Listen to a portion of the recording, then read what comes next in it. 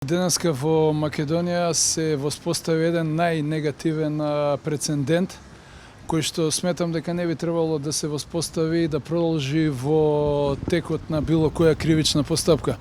Зашто мислам? Денеска за прв пат од започнувањето на, односно од донесувањето на наредбата за спроведување на истрага од обвинителството за организиран криминал и притварањето на осомничениот Бојан Јовановски, и после сите превземени действија од страна на обвинителството, тој е денес за прв пат викнат да даде исказ во јавното обвинителство. И тоа би било во ред. Но не е во ред во истиот момент кога вие немате појма за каков доказ се обвинувате, кои се основите на сомневања, кои се доказите против вас, да ви се дава известие за завршена истрага. Во исти момент. Еве, тоа е ова известие за завршена истрага, кое што носи датум 23.9.2019 година. Ова до сега во историјата на македонското правосудство не се случило. Исти ден да се донесе известие за завршена истрага и да се бара да се даде изјава од осомничен кој што претходно ниту еднашка не бил известен за основите на сомневања и доказите кои што стоат против него. Дали знаете каков е ставот на Европскиот суд за човекови права во Страсбург? При прв распит, и тоа е имплементирано во член 206 од Законот за кривична постапка, кај нас веднаш треба осомничениот да биде запознаен за основите на сомневањето и доказите кои што стојат против него. Како вие сметате дека некој може да се произнесе кога од за мене необјасними причини јавното обвинителство денес ја завршува истрагата, ни дава изволте подпишете се известие за завршена истрага и бара од човек кој што не видел со какви докази се располага јавното обвинителство да се произнесе и да даде изјава. Нормално при такви околности, значи ние не се браневме со молчење, нити некогаш ќе се браниме со молчење во оваа постапка. Ќе дадеме исказ. Но видете сега нашата позиција и повредата на правото на одбрана.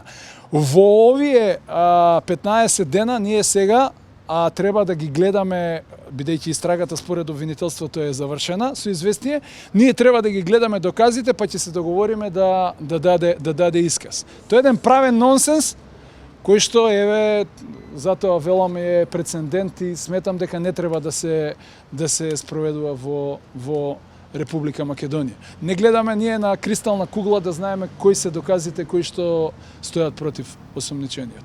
Така да денеска не дадовме изјава од разбирливи причини, а тие се едни единствени затоа што немаме увид во доказите. Од среда во 12 часот па во наредните денови ќе вршиме увид во предметот и потоа ќе дадеме свој исказ. Дали тоа значи дека е известно дека ќе има обвинение во случајот според ова што се случува? Па видите, јас се обидувам да се екскулпирам од шпекулации. Завршена истрага значи завршена истрага. Би останал само во тој дел. Дали значи, не знам. Дали значи во секој случај ние имаме право да доставиме своји докази и тоа ќе го сториме. Исто има една ситуација за неговата здравствена состојба која што никој не го интересира и се префрла топка од судија на претходна постапка кон јавно обвинителство и истражен затвор Скопје. Така да ќе видиме што ќе се случува во иднина. Битно е дека ова е невообичаена, незаконска постапка на завршување на истрага пред да бидат презентирани доказите. Ова се однесува само на вашиот клиент или бидејќи Катица Јанева е повикана за утре пак да даде исказ? Јас не можам да знам дали истото ќе се случи за Катица Јанева или ова е само за Бојан Јовановски. Официјално осомничениот Бојан Јовановски е повикан денес за прв пат. И повикан е да даде исказ. И не во тој исказ да се подметне известување за завршена истрага. Не се случило до сега така. Значи не се случило. Ако сакаме да водиме ние брза и прека постапка, ова не е начинот. Значи се вика човек да даде изјава.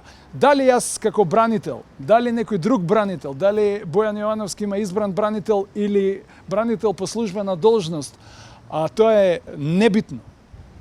Осомничениот како таков сака да изврши увид во сите списи и докази. Тоа му е оневозможено.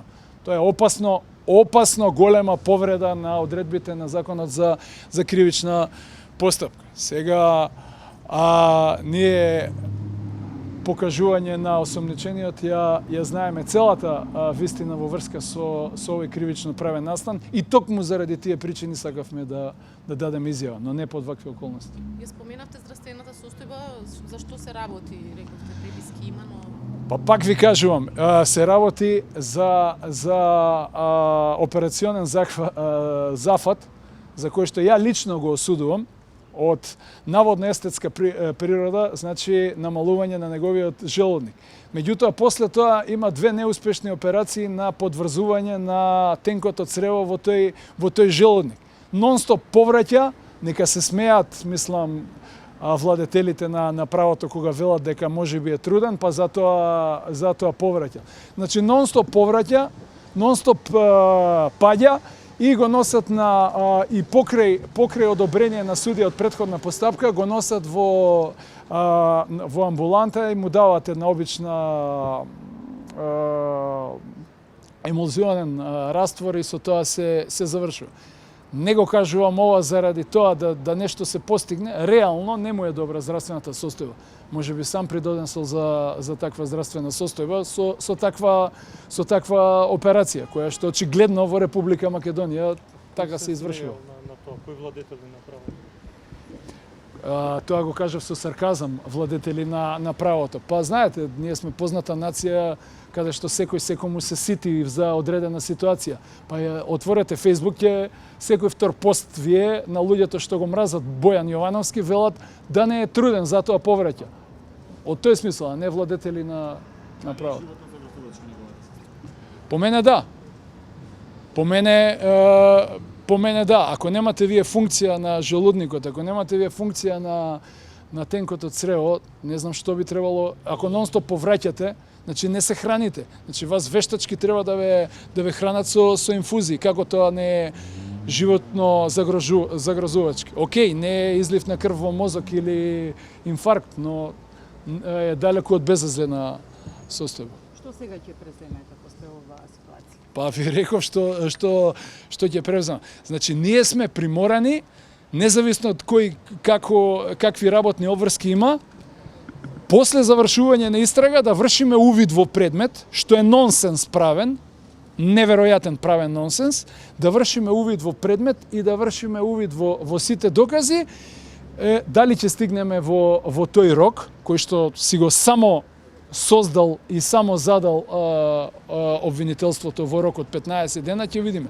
Тоа ќе правиме. Од среда, од 12 часот, ќе почнеме да ги гледаме доказите со надеж дека ќе извршиме увид во нив и ќе дадеме своја одбрана и видување на нештата.